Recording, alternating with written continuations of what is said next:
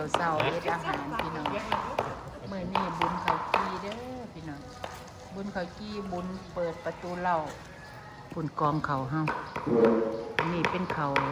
เอามาตุ่มมาห้อมกัน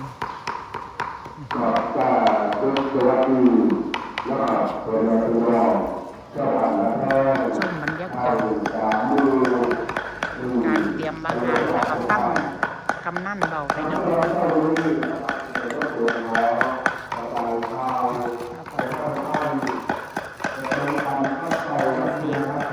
แยกเขาไปนี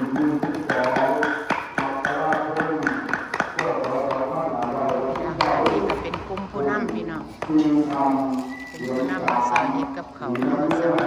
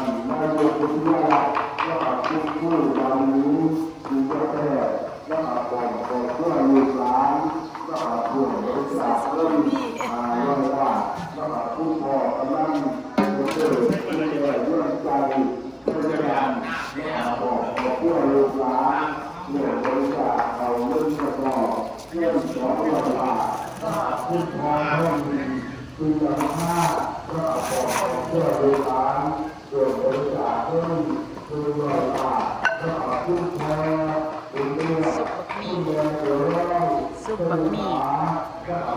อาหารหลัก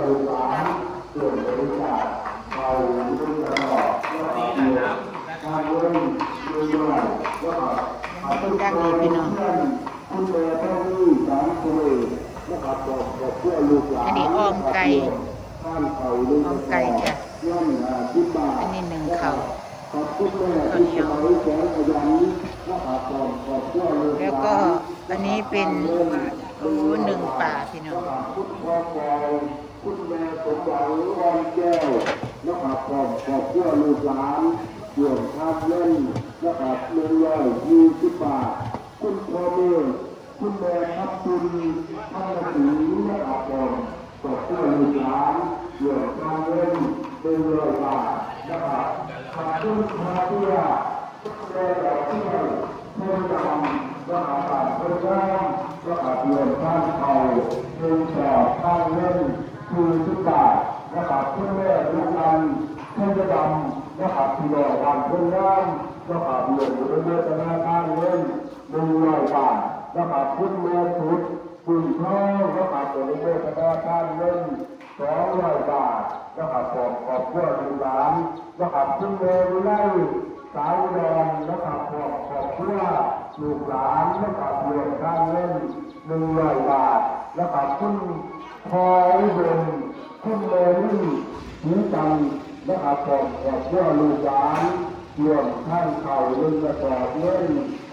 ทุกบาทเมื่อนี้อากาศเย็นๆขอบคุณเมละไม่ปรับทุกชั้นนะครับขอบคุณลูกหลานรวมท่านเล่น100 บาทนะครับข ขอบคุณเลยสาวเรื่องขอบคุณเพื่อลูกหลานโยมท่านเล่นเรื่องกาคุณเรือเถินเป็นสวิงและขอบเพื่อลูกหลานโยมท่านเล่น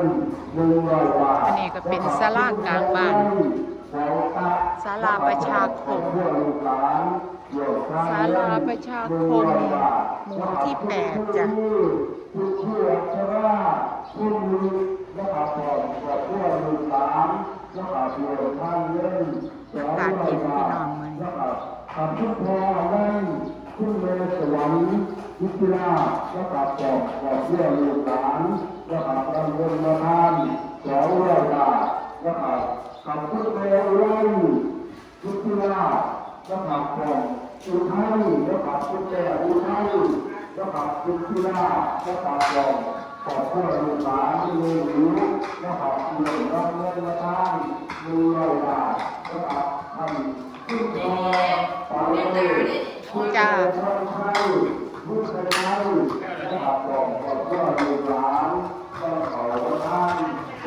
ต้อง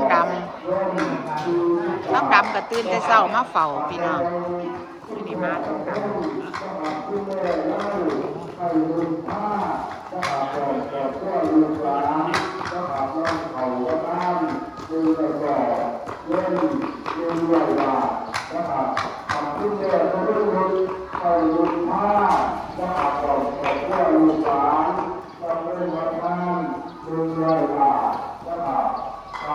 ทางนี้ก็เริ่มปรุงแล้วเนาะอันนี้แก้วขาดก็ได้แก้วแมงดาพี่น้องสะท้อนนกเลยมาแต่เดือกมันแดดพี่สาวมาแต่ตีสี่อันนี้อ่อมจ้ะอ่อมไก่ใส่ผักหอมใส่ผักชีลาวพี่น้อง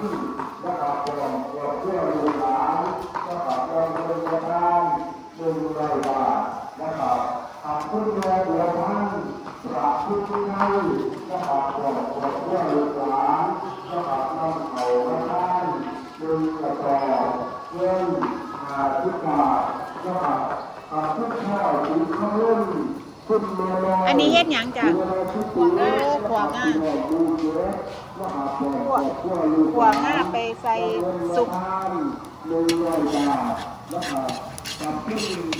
บะหมี่ใส่ซุ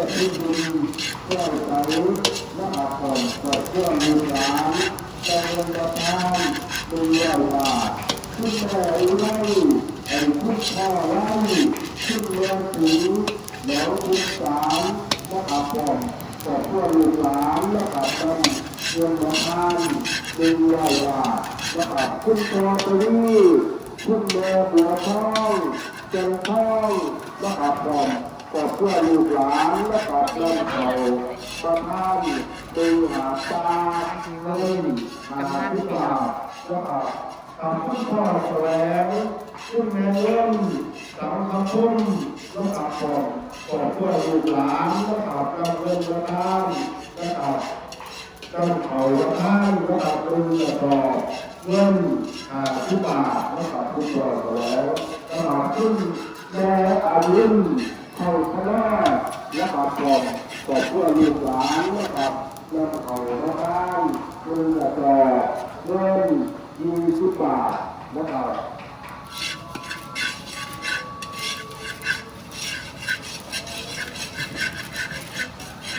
คุณพอเท่ากันคุณแม่ลุดแม่เลือดผ้าและขอบเพื่อลูกหลานเงินเงินทาน100 บาทและขอบคุณพ่อแสวงคุณแม่พ่อสวรรค์พ่ออาลีและขอบเพื่อลูกหลานและขอบนั่งเขาและทาน1 กระสอบเงิน40 บาทและขอบคุณพ่อเล่นคุณแม่คุณแม่ผ้าและขอบเพื่อลูกหลานและขอบเงินทาน200 บาทและขอบคุณพ่อทั้งสองผู้รับที่ถือและขอบเพื่อลูกหลานนำเงินทาน120 บาทและขอบคุณพ่อทุกคนคุณแม่ทั้งแก่ผ รัวลูกหลานนำเงินน้ำเอาพระท่าน1 กระสอบเงิน20 บาทคุณแม่บุญนี้ชื่อคณะมือโตและขาดกองกอดเพื่อลูกหลานและขาดนั่นเขาพระท่าน1 กระสอบเงิน20 บาทและขาดขึ้นพอแย่ขึ้นเมียของเรื่องคุณหลวงพ่อและขาดของเพื่อลูกหลานท่านเขาพระท่าน1 กระสอบเงิน40 บาทและขาดขึ้นพ่อเขาแล้วของเรื่องคุณแม่ยกขึ้นแม่เวทาและขาดของประมาณนี้แหละพี่น้องกับเขาก็เรียบร้อยจัดสถานที่ก็เรียบร้อยแล้วก็เสียวบาทมาว่างพี่น้องอากาศเย็นเอาประมาณนี้แหละพี่น้องไปเตรียมโตมาใส่บาทน้ำเพลินก่อนไปเตรียมโตเอาติ๊บเขาเอากับเขามาสมทบมาร่วมกับเพลินก่อนพี่น้องอันนี้เป็นผู้นำชุมชนเขาเจ้าเอาไม่เตรียมงานยังมาเศร้าเอาประมาณนี้นะจ๊ะไปหลับนอกบัน